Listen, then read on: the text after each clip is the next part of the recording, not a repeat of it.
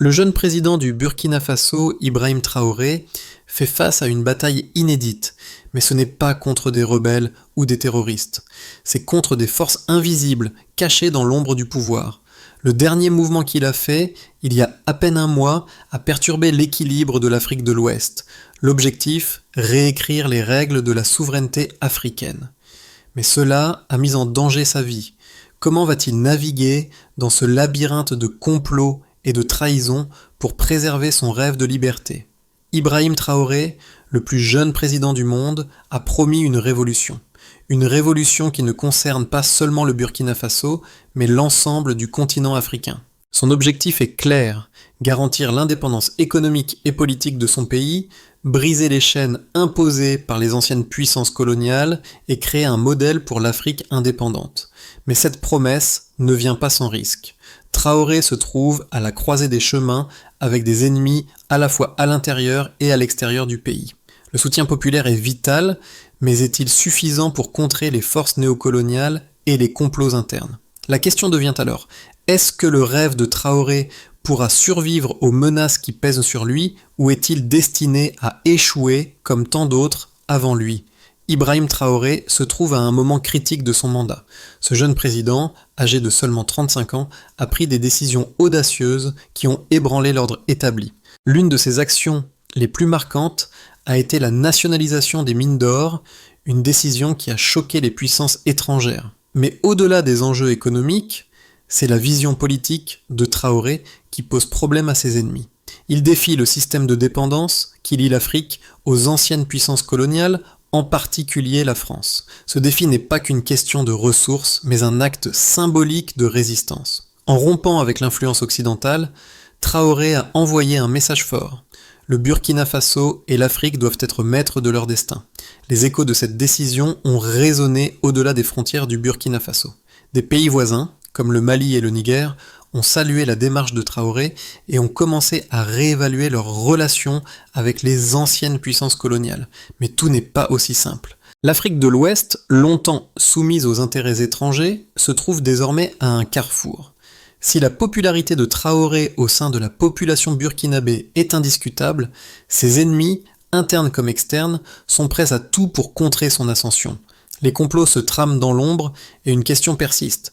Jusqu'où Traoré pourra-t-il aller dans sa quête d'indépendance sans mettre en danger sa propre vie et son gouvernement? Depuis son ascension au pouvoir, Ibrahim Traoré s'est imposé comme un homme déterminé, prêt à tout pour défendre l'indépendance de son pays. Mais cette détermination ne vient pas sans défi. En plus des menaces extérieures, Traoré fait face à une opposition grandissante à l'intérieur de ses propres rangs. Des militaires mécontents, des politiciens corrompus et des technocrates désillusionnés voient son leadership comme une menace à leurs privilèges et à leur pouvoir. Au début de son mandat, Traoré a rapidement compris que sa position était fragile. En tant que jeune président, il devait non seulement affronter des ennemis extérieurs, mais aussi préserver l'unité au sein du pays. C'est pourquoi, dès son arrivée, il a cherché à renforcer les institutions de l'État tout en réformant l'armée. L'une de ses premières actions a été de promouvoir une transparence accrue au sein des forces armées, mettant en place des systèmes de surveillance pour empêcher toute trahison. Mais ces réformes n'ont pas été bien accueillies par tous. L'opposition au sein de l'armée est forte, et des complots internes commencent à se dessiner. Ce climat de méfiance pourrait s'avérer fatal pour Traoré. La question qui se pose désormais est de savoir comment il parviendra à maintenir l'équilibre entre la nécessité de réformer et celle de préserver son pouvoir. L'avenir de son gouvernement repose sur sa capacité à naviguer dans ce terrain miné, à apaiser ses ennemis internes tout en renforçant son image de leader résolu. Le mois dernier, Ibrahim Traoré a pris une décision radicale qui pourrait bien marquer un tournant dans l'histoire du Burkina Faso et de l'Afrique de l'Ouest. En annonçant la nationalisation des mines d'or, il a non seulement mis un terme aux accords économiques avantageux pour les puissances étrangères, mais a également défié un système néocolonial profondément enraciné. Cette action a eu des répercussions immédiates. Les autorités françaises ont exprimé leur mécontentement et plusieurs pays occidentaux ont ouvertement critiqué ce qu'ils appellent un retour en arrière. Mais pour Traoré, cette décision était un acte de souveraineté, un message envoyé au monde. Le Burkina Faso prend son destin en main. Cependant, cette démarche audacieuse n'a pas été bien accueillie par tous au sein du pays. De nombreux fonctionnaires et militaires ont vu dans cette décision une tentative de remettre en cause l'ordre établi, créant ainsi des tensions au sein même du gouvernement. Alors que Traoré tente de maintenir un fragile équilibre, les menaces internes et externes se multiplient. Des rumeurs circulent sur des complots pour renverser le président et des groupes d'opposants, soutenus par des intérêts étrangers, cherchent à fragiliser son pouvoir. La situation est tendue et chaque jour qui passe semble apporter son lot de nouvelles crises. Dans ce contexte, Traoré a dû renforcer sa stratégie de défense, et non seulement sur le plan militaire. La mise en place de nouvelles sécurités pour protéger les institutions de l'État a été une priorité, tout comme la surveillance accrue des réseaux de renseignement. Mais il n'a pas seulement renforcé son pouvoir au sein du pays. Sur la scène internationale, il a entrepris de forger des alliances avec des pays comme la Russie et le Mali, cherchant à se libérer de l'influence de l'Occident. C'est dans ce contexte géopolitique tendu que le président burkinabé a commencé à comprendre qu'il ne pouvait plus se permettre de se contenter de simples victoires politiques internes. Les événements se sont accélérés lorsqu'un groupe d'officiers militaires, frustrés par les réformes et l'indépendance croissante du pays, a lancé des manœuvres pour déstabiliser le gouvernement. Mais malgré ces menaces internes, Traoré a su se montrer agile. Dans une série de discours publics, il a fait appel à la solidarité nationale, appelant le peuple à se tenir uni face aux dangers qui guettent le pays. Le soutien populaire a été immédiat.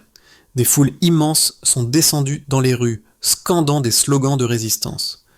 Traoré, pour sa part, a continué à affirmer son engagement à défendre la souveraineté du Burkina Faso à tout prix, renforçant ainsi sa position vis-à-vis de ses ennemis, qu'ils soient internes ou externes. Le plus grand défi de Traoré reste cependant de maintenir cette dynamique tout en gérant les tensions internes au sein de l'armée. L'équilibre est précaire et chaque action pourrait déclencher une crise majeure, mais Traoré semble déterminé à aller jusqu'au bout. S'il réussit à surmonter cette période de turbulence, il pourrait non seulement assurer la stabilité du Burkina Faso, mais aussi devenir un symbole de résistance pour toute l'Afrique. Le futur de Traoré dépendra de sa capacité à transformer les crises en opportunités, à renforcer la légitimité de son gouvernement tout en naviguant dans un environnement politique extrêmement volatile. Les réformes économiques et politiques mises en place par Ibrahim Traoré ont déjà produit des résultats tangibles. L'une des principales mesures qu'il a introduites a été la nationalisation des mines d'or, qui représentent une part importante de l'économie burkinabé. Avant cette décision, les contrats miniers étaient largement contrôlés par des entreprises étrangères, laissant peu de bénéfices dans le pays. Selon des rapports récents, cette nationalisation a permis de récupérer près de 1,2 milliard de dollars américains, une somme qui sera réinvestie dans les infrastructures et les programmes sociaux. Ce montant était l'équivalent à environ 15% du PIB du pays, une victoire économique majeure pour un gouvernement qui lutte contre la pauvreté et les inégalités. En parallèle, l'économie du Burkina Faso a connu une légère croissance de 3,2% au dernier trimestre, comparé à 2,8% pendant la même période l'année précédente. Cela peut sembler modeste, mais dans un contexte de turbulence politique et de pression extérieure, c'est un signe positif pour l'avenir. Traoré a également pris des mesures pour diversifier l'économie en investissant dans des secteurs comme l'agriculture et les énergies renouvelables, afin de réduire la dépendance du pays vis-à-vis des matières premières. Sur le plan militaire, Traoré a renforcé la sécurité intérieure et la vigilance des forces armées. En janvier, un rapport a révélé que les tensions au sein de l'armée avaient diminué de 15% grâce à la mise en œuvre de réformes de transparence et de la formation en gestion des conflits. Cependant, malgré ces progrès, l'armée reste un terrain sensible. En septembre dernier, un groupe de militaires mécontents a tenté d'organiser un coup d'État, mais cette tentative a été rapidement déjouée grâce à des mesures de sécurité renforcées. Le président burkinabé a également mis en place des alliances stratégiques avec le Mali et le Niger, ce qui a renforcé la position du Burkina Faso dans la région. D'un point de vue diplomatique, le pays a également réussi à diversifier ses partenariats internationaux. Les échanges commerciaux avec la Russie ont augmenté de 10% depuis l'entrée en fonction de Traoré. Une relation qui, selon les analystes, pourrait se développer davantage au détriment des relations avec les anciennes puissances coloniales.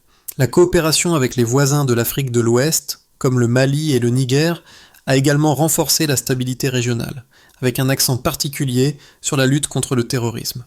Cependant, ces succès économiques et militaires sont accompagnés de défis persistants. Les réformes internes, bien qu'efficaces dans une certaine mesure, ont créé des tensions parmi les élites politiques et militaires. Les résultats sont encore fragiles et l'avenir de ces réformes dépendra de la capacité de Traoré à maintenir son leadership et à surmonter les intrigues internes et externes.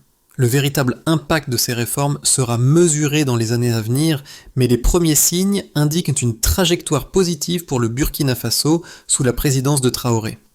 Les défis auxquels Ibrahim Traoré fait face sont multiples et variés.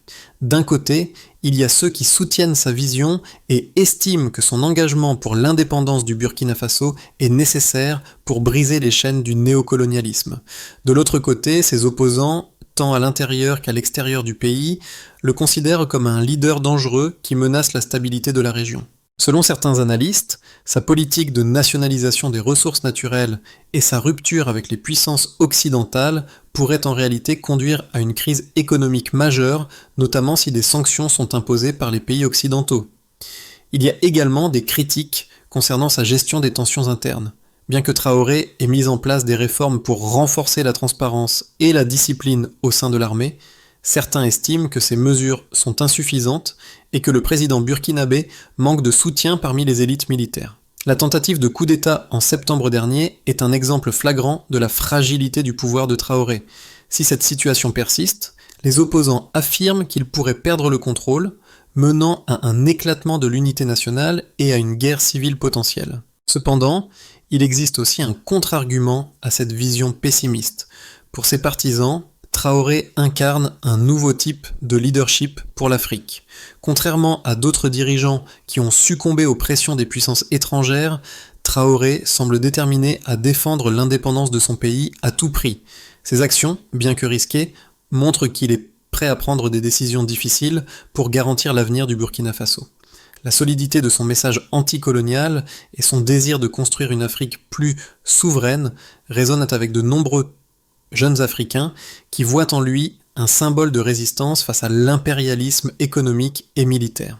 Ainsi, la question centrale reste de savoir si la vision de Traoré, aussi noble soit-elle, peut réellement se traduire en succès durable. L'Afrique a vu plusieurs leaders prometteurs tomber face à des forces internes et externes, mais Traoré a montré une capacité remarquable à naviguer dans les turbulences. Reste à savoir si sa stratégie de long terme pourra résister à l'épreuve du temps et des défis politiques, économiques et militaires. En fin de compte, la bataille pour la survie du gouvernement de Traoré pourrait bien dépendre de sa capacité à transformer ses adversaires en alliés et à maintenir une ligne de leadership ferme face à l'adversité. Le piège se referme. Ibrahim Traoré, bien que populaire, se trouve désormais à un tournant.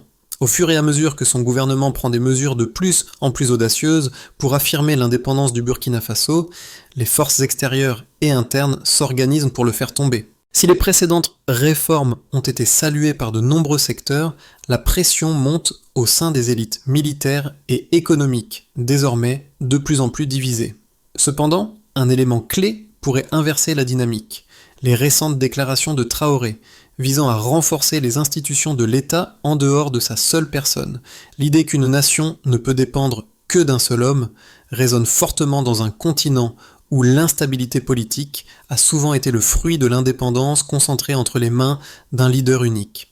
La création d'un système durable, ancré dans des structures solides et transparentes, pourrait être la clé de sa survie politique. En même temps, la communauté internationale continue de surveiller la situation de près. Alors que les relations avec l'Occident sont tendues, Traoré commence à renforcer ses alliances avec d'autres nations africaines, cherchant à construire une solidarité régionale face aux menaces extérieures. Mais la question reste, son audace pourra-t-elle l'emporter ? Ou le destin du Burkina Faso sera-t-il scellé par des forces extérieures ? L'impact des réformes de Traoré commence à se faire sentir dans différentes couches de la société burkinabé.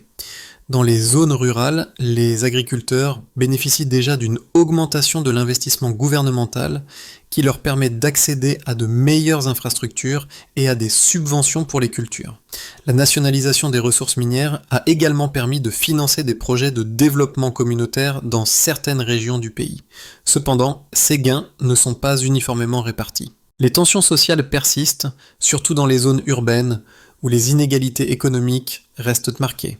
Si l'économie du pays connaît une légère croissance, elle n'est pas encore suffisante pour satisfaire toutes les attentes de la population, particulièrement dans un contexte où les prix de la nourriture et des biens de consommation de base augmentent.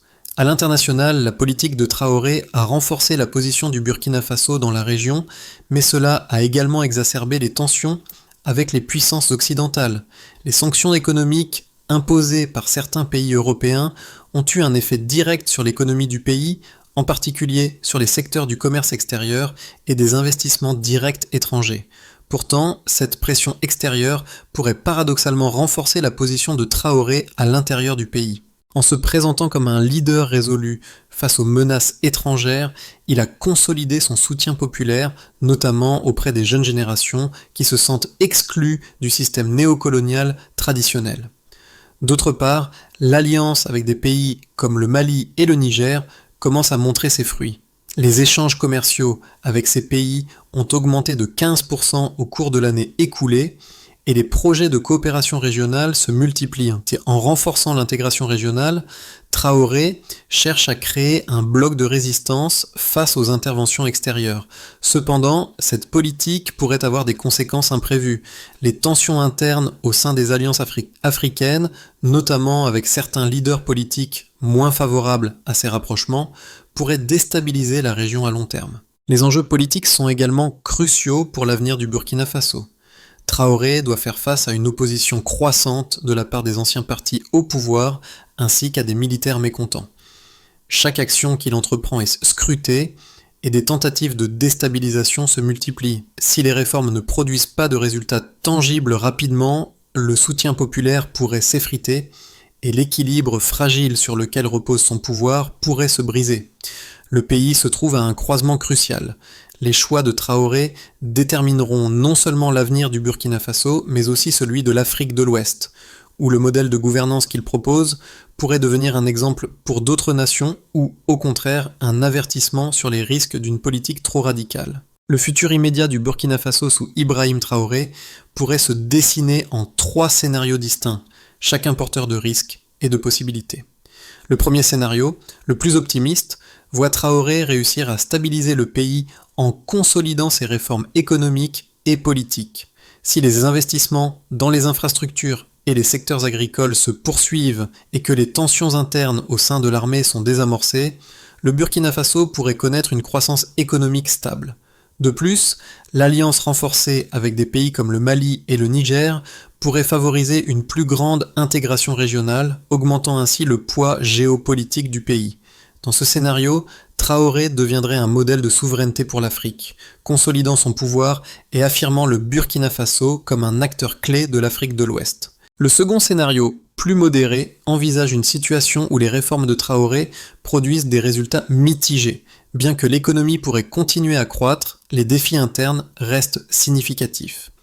L'opposition politique et militaire continue de se renforcer et les relations avec les puissances occidentales restent tendues.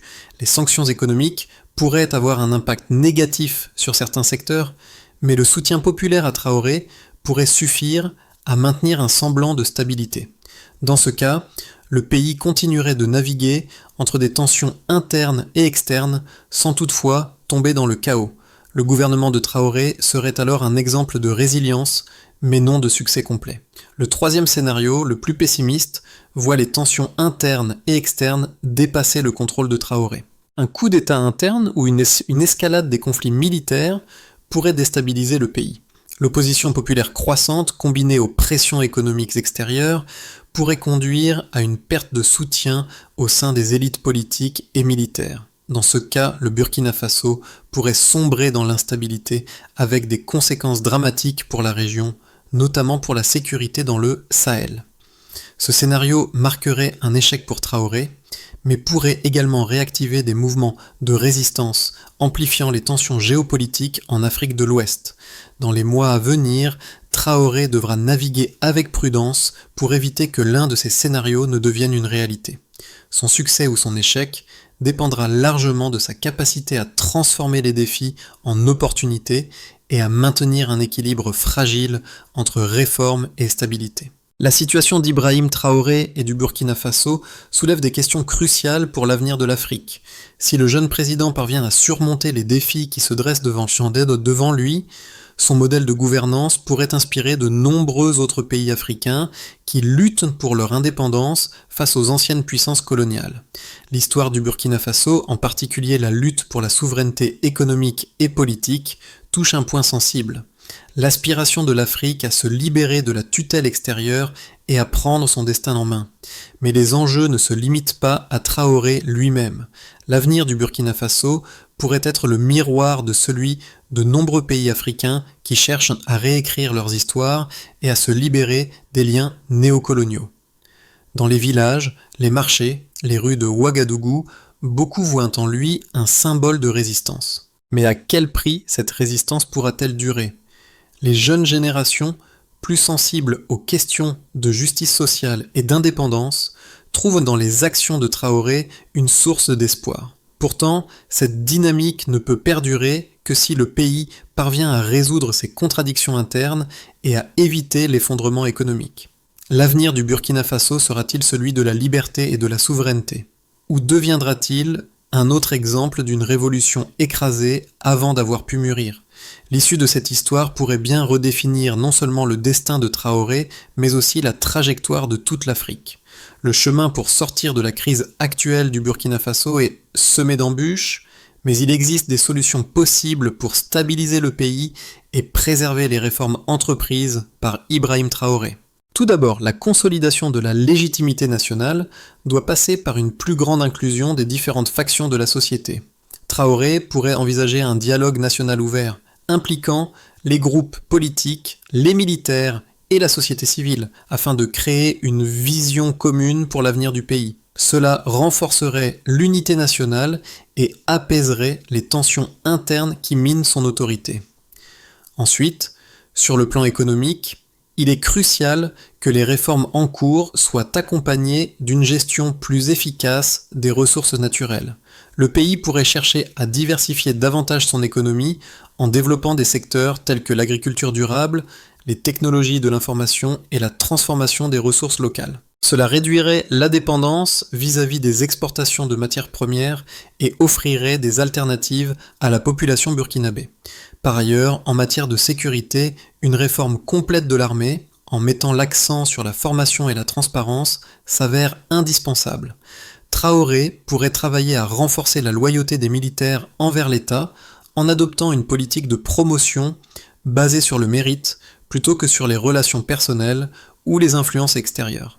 En parallèle, l'intensification de la coopération régionale avec ses voisins du Sahel pourrait permettre de contrer les menaces sécuritaires croissantes, notamment face aux groupes terroristes. Ces mesures, combinées à une diplomatie prudente et à une stratégie de communication claire, pourraient offrir une voie pour sortir de l'impasse actuelle et ouvrir la voie à un Burkina Faso plus stable et plus indépendant. Ibrahim Traoré se trouve à un moment décisif. Ce jeune président, symbole de l'espoir d'une Afrique indépendante et souveraine, doit naviguer dans un océan de défis internes et externes. Sa décision de nationaliser les ressources naturelles et de se libérer des influences coloniales est certes audacieuse, mais elle soulève des questions fondamentales sur le prix de l'indépendance. Les sacrifices sont nombreux et chaque choix pourrait être celui qui déterminera l'avenir du Burkina Faso. Ce n'est pas seulement le destin de Traoré qui est en jeu, mais celui de tout un continent. La vision de l'Afrique, libre de ses chaînes coloniales, est mise à l'épreuve. Traoré porte cette vision sur ses épaules, mais le poids des attentes est immense. À la croisée des chemins, son avenir et celui du Burkina Faso dépendront de sa capacité à transformer les menaces en opportunités, à rallier les forces du pays et à prouver que, même dans un monde dominé par les puissances étrangères, un petit pays d'Afrique peut choisir son propre destin. L'histoire du Burkina Faso et d'Ibrahim Traoré ne fait que commencer. Le chemin de la souveraineté et de la résilience est pavé d'embûches, mais aussi de possibles triomphes. Le monde regarde attentivement, et les prochaines étapes seront cruciales, non seulement pour Traoré, mais pour l'ensemble du continent africain. Si ce leader parvient à traverser les tempêtes qui secouent son pays, il pourrait offrir un modèle pour d'autres nations en quête d'indépendance et de dignité. Mais la question demeure, jusqu'où l'Afrique pourra-t-elle aller pour assurer sa propre souveraineté ? Le cas de Traoré sera-t-il celui d'un leader révolutionnaire ou d'un symbole d'espoir brisé ? Restez à l'écoute, car les décisions prises dans les mois à venir auront des répercussions bien au-delà des frontières du Burkina Faso.